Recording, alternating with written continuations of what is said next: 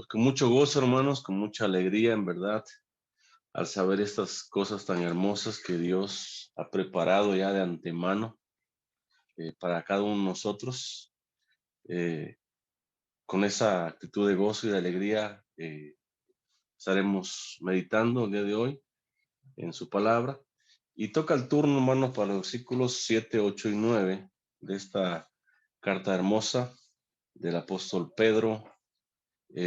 Capítulo 1 dice de la siguiente manera, se los comparto, dice: para que sometida a prueba vuestra fe, mucho más preciosa que el oro, el cual, aunque perecedero, se prueba con fuego, sea hallada en alabanza, gloria y honra cuando sea manifestado Jesucristo, a quien amáis sin haberle visto, en quien creyendo, aunque ahora no lo veáis, os alegráis con gozo inefable y glorioso, obteniendo el fin de vuestra fe, que es la salvación de vuestras almas.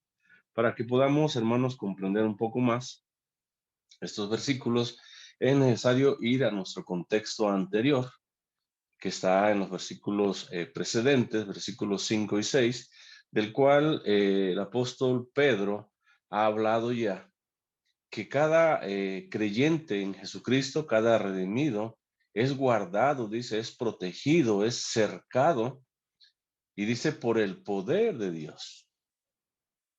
Pero esa protección también tiene que ver con nuestra fe, porque dice que es mediante nuestra fe, mediante nuestra confianza total y absoluta en nuestro Señor Jesucristo. Y este guardar, esta protección que Dios en su infinita gracia y bondad nos da, es para alcanzar, dice, para que cada creyente, para que cada redimido alcance, dice, la salvación que está preparada para ser manifestada. ¿Cuándo? En el tiempo postrero. No sabemos cuándo será manifestada esta salvación. Lo que sí sabemos y entendemos es que esta salvación ha sido preparada ya. Lo que sí sabemos también es que tenemos esa promesa de esa salvación y que un día, hermanos, cada uno de nosotros la vamos a alcanzar. Mientras no la alcancemos, mientras no lleguemos a alcanzar esa salvación, entendamos, Dios con su infinito poder, con su gran poder, nos cuida momento tras momento. Instante tras instante, Dios nos cuida para que cada uno de nosotros que tenemos esa promesa en nuestra vida, la alcancemos. ¿Cuándo? No lo sabemos. Ya sea que nosotros partamos primero a la presencia de Dios, o sea que Jesucristo venga por cada uno de nosotros. Lo que suceda primero. Versículo 6, en lo cual entendamos la salvación. Vosotros, cada creyente, dice, os alegráis. ¿Y cómo no alegrarnos, hermanos? ¿Cómo no estar lleno de gozo, de alegría, en verdad, cada uno de nosotros, al saber que somos salvos, al saber que somos libres de la condenación, libres de la ira, libres de la muerte eterna? ¿Cómo no llenarnos de gozo y de alegría? ¿Cómo no ser agradecidos con el Señor? ¿Cómo no decirle, Señor, gracias, Señor, por esa salvación tan grande, Señor, que tú en tu infinita misericordia y gracia, un día sin merecerlo, Señor, tú me la otorgaste a mí, Señor? ¿Cómo no estar llenos de gozo, hermanos? ¿Cómo no estar alegres, sabiendo que vamos a alcanzar un día esa salvación? Pero sigue diciendo el apóstol Pedro, aunque ahora dice, por un poco de tiempo, notemos, no sabemos cuánto abarca ese tiempo. Si es necesario, dice el apóstol, si fuera necesario, si Dios así lo quisiere, dice, tengáis que ser afligidos, entendamos, atribulados, y dice, en diversas pruebas. Si fuera necesario, si Dios así lo considerare, Dice, seremos afligidos, seremos atribulados. Pero esa aflicción, hermanos, que pudiera venir a nuestras vidas, notemos, es por un corto tiempo. Un tiempo que no es nada ante una eternidad llena de gozo, de alegría, al lado de nuestro Señor Jesucristo. No es comparable, hermanos. No podemos comparar. Ahora surge una pregunta, podemos preguntarnos, ¿por qué las aflicciones? ¿Por qué esas diversas pruebas en la vida del creyente? Y dice Pedro en el versículo 7, para que sometida a prueba vuestra fe, para que puesta, dice, a prueba vuestra fe, vuestra confianza en Cristo, dice. Notemos algo aquí, hermanos. Es Dios quien prueba al creyente. Y lo hace para ver si su fe es una fe auténtica, una fe genuina en Él. Y en la Biblia vamos a ver varios ejemplos de cómo Dios a lo largo de la historia ha probado a muchos personajes para ver si realmente su fe, su confianza hacia Él es una fe, una confianza genuina, auténtica, pura. Y para eso Dios dice que prueba a quien, al creyente. Y vamos a ver tan solamente dos ejemplos. Uno se encuentra ya en el libro de Génesis, capítulo 22, en donde Dios prueba la fe de Abraham. Y lo hace, ¿de qué manera? Pidiéndole en sacrificio a su único hijo, su hijo Isaac. Y dice en Génesis 22, versículo 1, aconteció después de estas cosas que probó, ¿quién? Dios dice a Abraham. ¿Quién probó a Abraham? Dios dice. Y le dijo a Abraham, y él respondió, heme aquí. Y dijo, toma ahora tu hijo, tu único Isaac. Y dice, a quien amas, y vete a tierra de Moria y ofrécelo allí en holocausto, sobre uno de los montes que yo te diré. Abraham, hermanos, notemos que Abraham no dudó ni un instante siquiera. Abraham, perdón, no cuestionó en ninguna manera a Dios. No dijo, Señor, ¿por qué? ¿Por qué me pides, Señor, esta prueba? ¿O por qué me pruebas de esta manera? Tú sabes cuánto anhelaba, cuánto deseaba tener este hijo que tú me has dado. En ningún momento notemos, hermanos, que él cuestionó o él dudó siquiera en hacer esto. Y vemos en el versículo 3, dice, Abraham se levantó muy de mañana y enalbardó su asno y tomó consigo 2 siervos suyos y a Isaac su hijo y cortó leña para el holocausto y se levantó y fue al lugar que Dios le dijo. Versículo 9 dice, y cuando llegaron al lugar que Dios le había dicho, edificó allí Abraham un altar y compuso la leña y ató a Isaac su hijo y lo puso en el altar sobre la leña. Versículo 10, y extendió a Abraham su mano y tomó el cuchillo para degollar a su hijo. Entonces el ángel de Jehová le dio voz desde el cielo y dijo, Abraham, Abraham. Y él respondió, heme aquí. Y dijo, no extiendas tu mano sobre el muchacho, ni le hagas nada, porque ya conozco que temes a Dios, por cuanto no rehusaste tu hijo, tu único hijo, entendamos. Dios probó a Abraham, hermano, su único hijo. Su hijo anhelado, su hijo deseado, digámoslo, por toda su vida.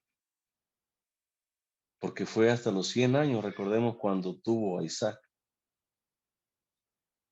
Y de repente Dios decide probar su fidelidad, su confianza hacia él, pidiéndole a su hijo. Y él no rehusó en ningún momento, hermano. Él no dijo no, él no dijo por qué o para qué. Él simplemente obedeció lo que Dios le estaba ordenando.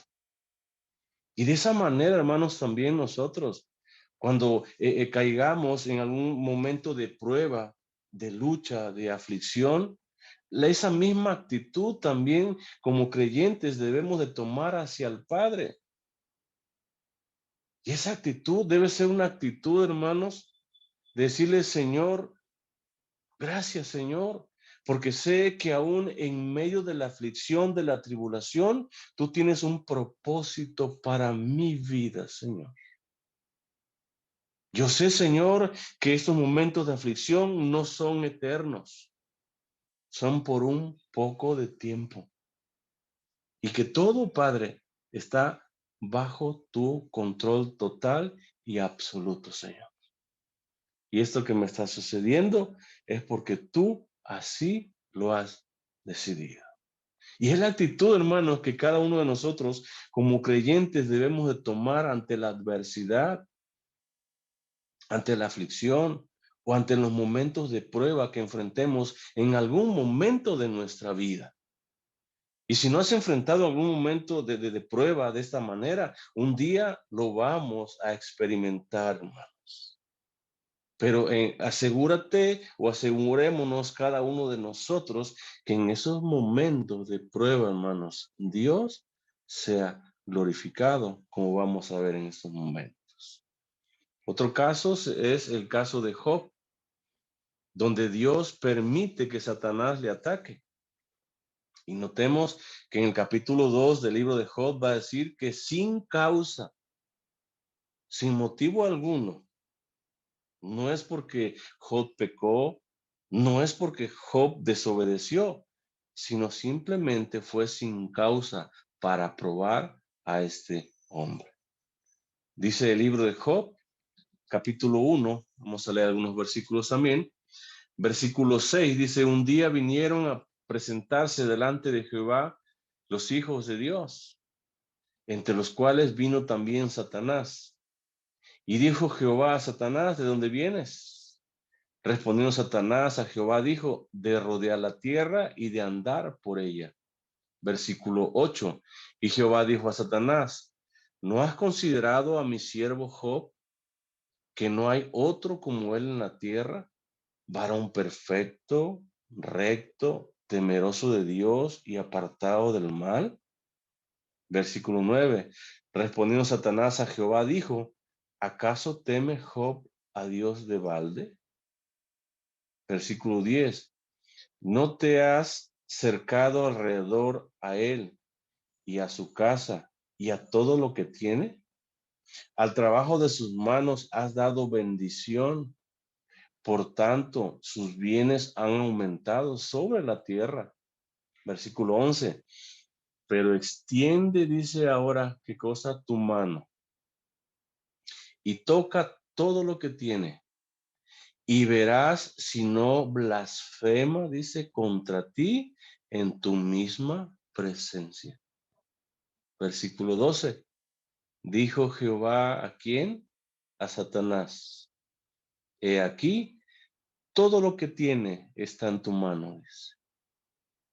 Solamente no pongas tu mano sobre él. Y salió Satanás de delante de Jehová.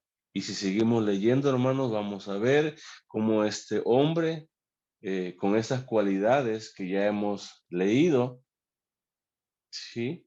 Enfrentó las más grandes de las aflicciones y pruebas que puede enfrentar un ser humano, sin causa. Porque Dios así le permitió a quién? A Satanás. Y de la misma manera, hermanos, hoy en día, Dios permite a Satanás que ataque al creyente. De esa misma manera, hasta donde así Dios lo crea conveniente, Dios permitirá, Dios le autorizará a Satanás que ataque al creyente. Job sufrió sin causa, pero salió de esa prueba de una manera victoriosa, porque nunca blasfemó el nombre de Dios. Y aunque sufría, hermanos, aunque padecía fuertemente, él nunca blasfemó el nombre de nuestro Dios. De la misma manera, el creyente, aquel creyente verdadero, aquel que ha sido redimido, cuando es sometido a prueba, cuando es atribulado, entendamos, por Satanás, porque Dios así se lo ha permitido, sale victorioso, porque su confianza está puesta en Cristo Jesús y solamente en Él. Y es Cristo Jesús quien le da esa fortaleza, hermanos, para soportar los ataques del maligno. Es Cristo Jesús, hermanos, quien nos fortalece cada momento de nuestra vida y aún en los momentos de aflicción, de tribulación, en los momentos más difíciles de nuestra vida, nosotros somos fortalecidos por nuestro Señor Jesucristo. Y de esa manera cada uno de nosotros también salimos victoriosos ante la prueba, ante la aflicción, ante la persecución, cada uno de nosotros salimos victoriosos.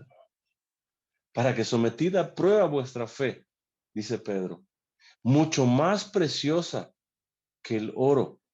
Entendamos, mucho más valiosa, se traduce de esa manera. Pedro habla que esa fe, hermanos, en Cristo Jesús es mucho más valiosa, más preciosa que el mismo oro.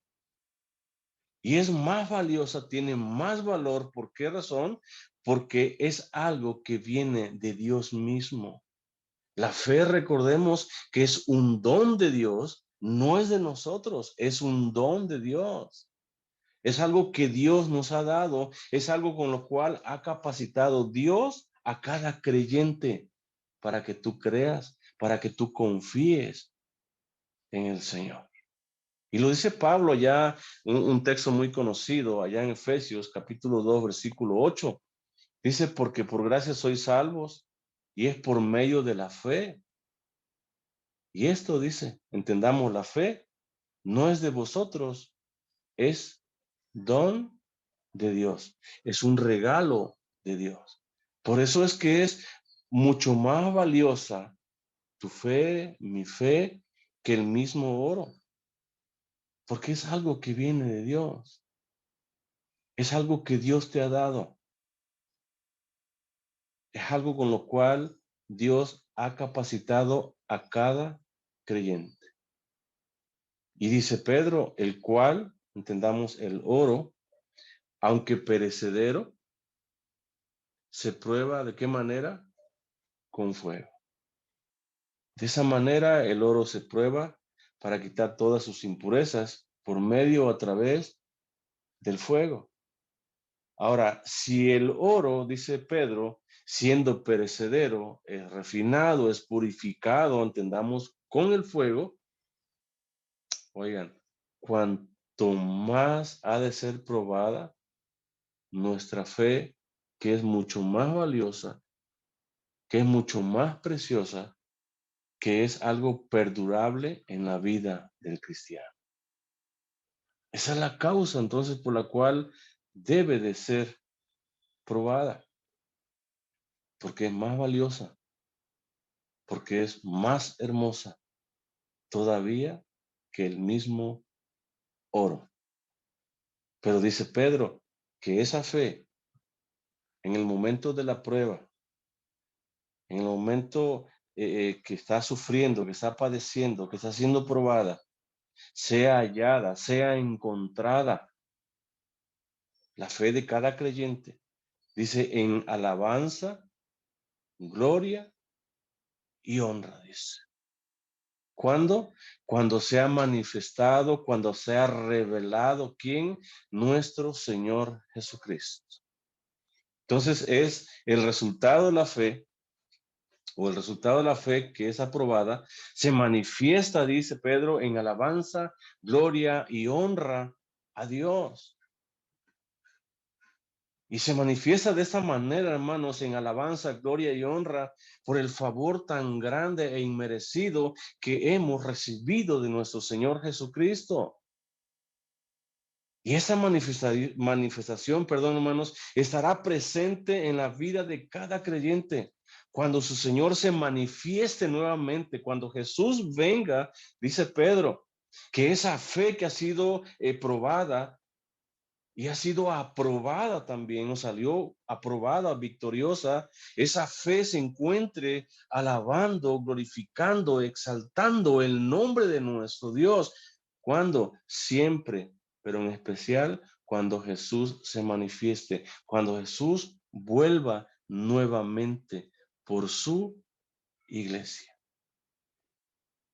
Allá en Apocalipsis, los que ya estudiamos Apocalipsis, sabemos lo que dice este pasaje.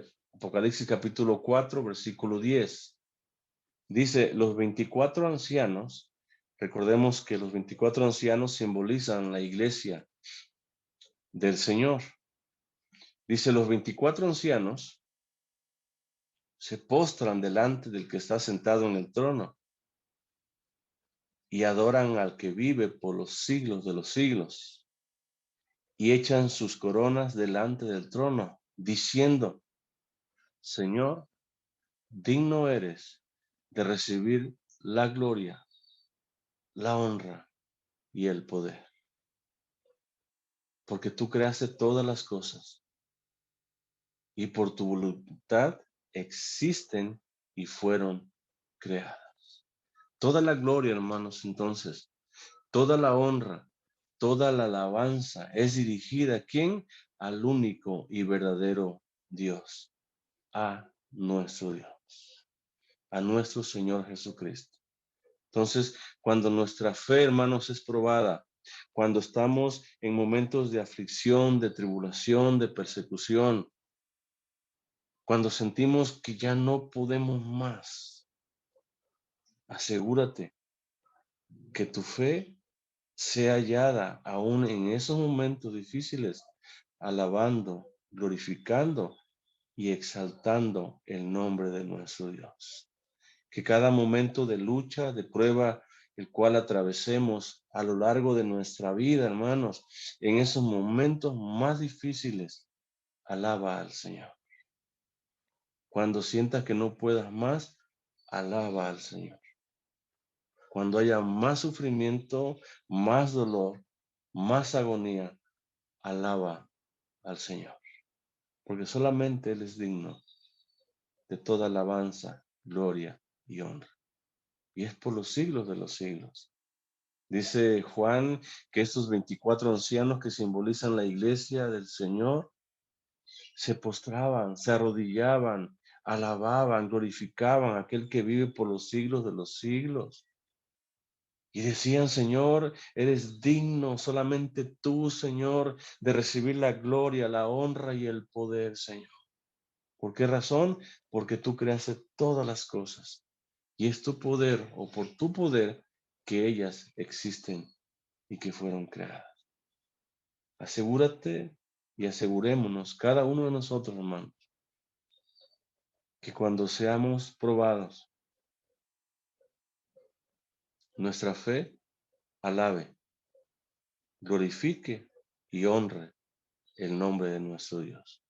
Mayormente aquel día glorioso, majestuoso, cuando Jesús aparezca entre las nubes, cuando Jesús venga por su pueblo, por su iglesia, cuando nosotros seamos arrebatados y transformados.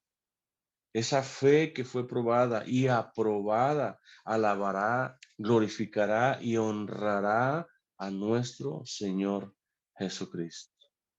Versículo 8 dice, a quien amáis, entendamos cada creyente a Jesucristo, a quien amáis sin haberle visto, dice.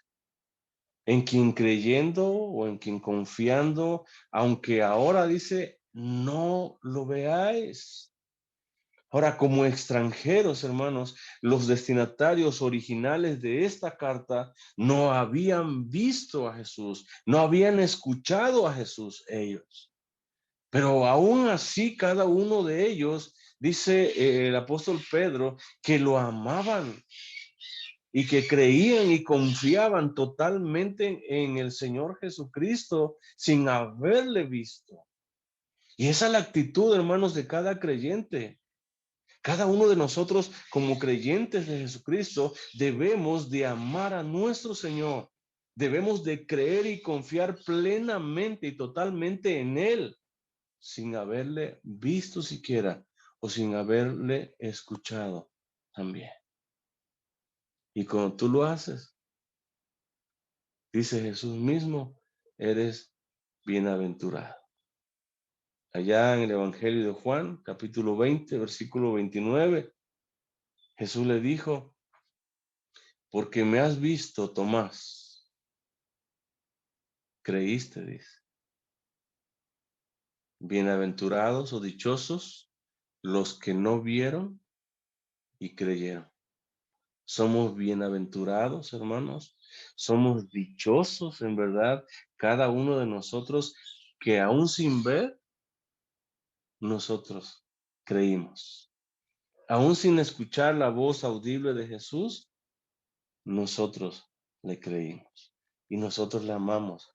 Dice Pedro, a quien amáis sin haberle visto, en quien creyendo, aunque ahora no lo veáis, dice, qué bendición, qué dichoso, cuánta dicha hay en cada uno de nosotros como creyentes. Aman y creen en Jesús, cada uno de los creyentes a quienes fue escrita esa carta, pero también nosotros amamos y creemos en Jesús. Y esto es como un resultado glorioso, oigan, de la predicación de los apóstoles. Estos creyentes a quienes se les escribe es el resultado, hermanos, de la predicación de los apóstoles. Ahí mismo en Juan capítulo 17, versículo 20, dice Jesús en esa oración que está hablando a su Padre, dice, mas no ruego solamente por estos, sino también por los que han de creer, dice, en mí por la palabra de ellos. Y cada uno de ellos, cada uno de nosotros, somos el resultado, hermanos, de las palabras o de la predicación de estos apóstoles. Y como una consecuencia de escuchar el mensaje, como una consecuencia de que Dios obró a través de su palabra, oigan, nosotros amamos a Jesús. Nosotros le creemos a Él, aún sin haberle visto. A quien amáis, dice, sin haberle visto. En quien creyendo, aunque ahora no lo veáis, dice el apóstol Pedro, os alegráis. La palabra alegráis se traduce como saltar de gozo, como regocijarse. Y Pedro dice entonces, os alegráis, saltan de gozo, se regocijan cada creyente, aún sin haberle visto, oigan, creyendo, aunque ahora no lo veáis, dice, ustedes saltan de gozo, ustedes se regocijan y dice con gozo inefable. Y esta palabra inefable se traduce como no hablado, entendamos, un gozo sin palabras, un gozo indecible que no se puede llegar a expresar con palabras. Es el que hay en el corazón de cada creyente. Y no nada más inefable, sino también glorioso. Ahora, desde el momento, hermanos, que el creyente experimenta o experimentó ese nuevo nacimiento, desde ese momento también cada uno de los creyentes, entendamos, ha experimentado o experimenta ese gozo inefable. Ese gozo que no podemos, hermanos, expresar con palabras. Ese gozo que nuestras palabras se quedarían cortas al tratar de explicarlo, porque es un gozo muy grande. Es un gozo que nos hace saltar de gozo, de alegría. Es un gozo que nos hace, en verdad, que nos regocijemos totalmente. Y ese es el momento que tú abriste tu corazón al Señor, cuando ese gozo es una realidad en tu vida. Es un gozo que llena totalmente tu corazón. Lo ha dicho también en el versículo 6 de este primer capítulo, Pedro. Dice, en lo cual entendamos la salvación, vosotros os alegráis. Cada creyente, hermanos, se llena de gozo, de alegría. Cada creyente se regocija con un gozo que no puede explicar con sus palabras, que viene como resultado de esa salvación, de esa herencia que está preparada en los cielos para cada uno de nosotros.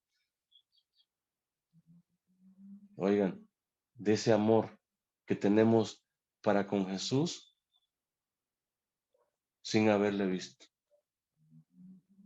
de ese amor que nos lleva a creerle totalmente a Él, aún sin verle, aún sin escucharle, de una manera audible, nosotros le amamos, nosotros le obedecemos, nosotros nos gozamos en grande manera. El gozo y alegría que trae la salvación al corazón del creyente permanece, hermanos, aún a pesar de las aflicciones, aún a pesar de las pruebas, aún a pesar de las adversidades, de las luchas, aún a pesar de la situación que pasemos o vayamos a pasar. Oigan, el gozo permanece en nuestros corazones. Hace un momento decía nuestro hermano Joel de una visita que hicimos a un hermano que tenía cáncer ya en su etapa final, le quedaban tan solamente algunos días. Y este hermano se dolía, era tan fuerte los dolores que él sentía, que se retorcía en su cama. Y cuando llegamos nosotros, empezamos a cantar con nuestro hermano Joel alabanzas a nuestro Dios. Y este hermano, aún en medio de ese dolor, de ese sufrimiento, él levantaba sus manos y clamaba al Señor y se gozaba en grande manera. Porque es el gozo del creyente, es el gozo de cada cristiano que está en el corazón de cada uno de nosotros desde el momento de nuestra conversión. Ese gozo es una realidad en nosotros. Y aunque suframos, aunque padezcamos, aunque seamos probados en diferentes formas, diferentes maneras, oigan, el gozo del Señor permanece en cada uno de nuestros corazones. Y el gozo no es ausencia de problemas, no es ausencia de dolor, de aflicción.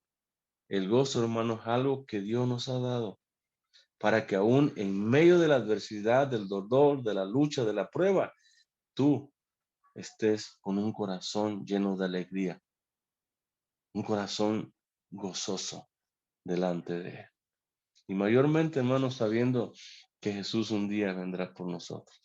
Mayormente sabiendo, hermanos, que tenemos una herencia que Dios ha reservado en los cielos para cada uno de nosotros. Mayormente que sabemos que esa salvación de vida eterna que Dios nos ha dado por medio de Jesucristo, oigan, es una realidad en nuestra vida y que será nuestra cuando partamos a su presencia o cuando Jesús venga por cada uno de nosotros.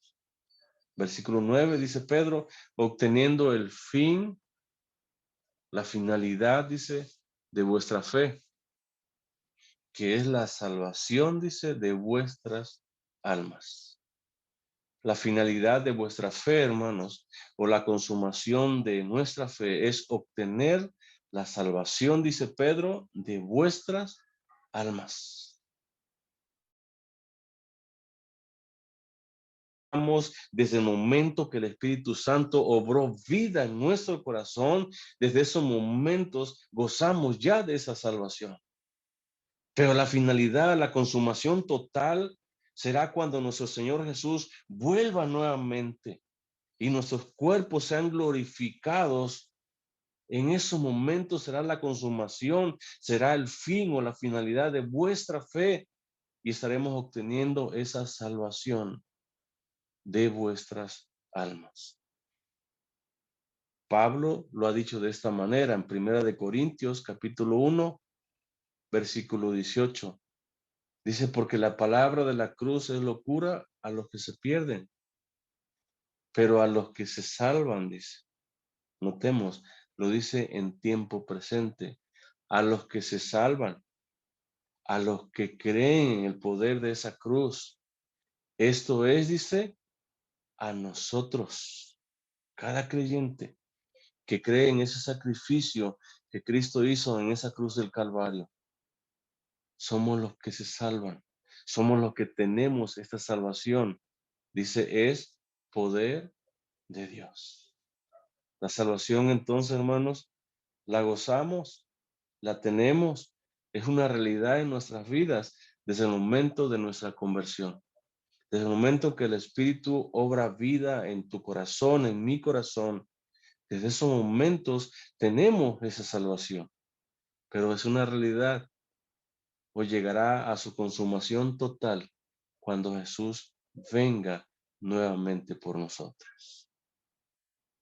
Es en ese día, hermanos, en ese día glorioso, cuando Jesús vuelva nuevamente por el creyente, aquel creyente que su fe fue aprobada aún en medio de la aflicción, aquel creyente que alabará, que glorificará y que honrará para siempre al que vive por los siglos de los siglos. Y recordemos que así como esos 24 ancianos se postraban y adoraban al que vive por los siglos de los siglos, aquellos 24 ancianos que simbolizan la iglesia del Señor, aquellos 24 ancianos que simbolizan cada creyente a lo largo de todos los tiempos, que decían al Señor, eres digno, Señor, de recibir la gloria, la honra y la alabanza. De esa misma manera, hermanos, cada uno de nosotros, cuando Jesús se manifieste en los cielos, cuando Jesús vuelva nuevamente por nosotros y nosotros si ya morimos resucitaremos, en esos momentos estaremos alabando, glorificando y honrando para siempre al que vive por los siglos de los siglos. Es en esos momentos cuando estaremos obteniendo el fin, la finalidad de vuestra fe, que es la salvación de vuestras almas. Es en esos momentos, hermanos, cuando tu fe alabará, glorificará y honrará al Señor Jesucristo. Es en esos momentos, hermanos. Quiera Dios, hermanos, que cada uno de nosotros, en ese venir de nuestro Señor Jesucristo, de una manera unida, porque así será unánimes, multitudes y multitudes de voces alabarán, exaltarán y glorificarán a aquel que vive por los siglos de los siglos. Tú y yo seremos parte de esa gran multitud. Tú y yo seremos parte de ese coro celestial que estará alabando, que estará cantando por los siglos de los siglos, aquel que vive para siempre, aquel que hizo posible esa redención, aquel que vino, se humilló y murió, pero resucitó y está sentado a la diestra de Dios Padre Todopoderoso. Y en ese momento, hermanos, nosotros que a lo largo de nuestra vida fuimos probados y aprobados delante de Dios, tendremos este honor tan grande de alabar, exaltar y glorificar a aquel que vive, aquel que hizo posible esa salvación, aquel que nos dio esta promesa de herencia, una herencia de vida, una herencia de vida eterna al lado de nuestro Señor Jesucristo. Que Dios nos bendiga, mis amados hermanos. Amén.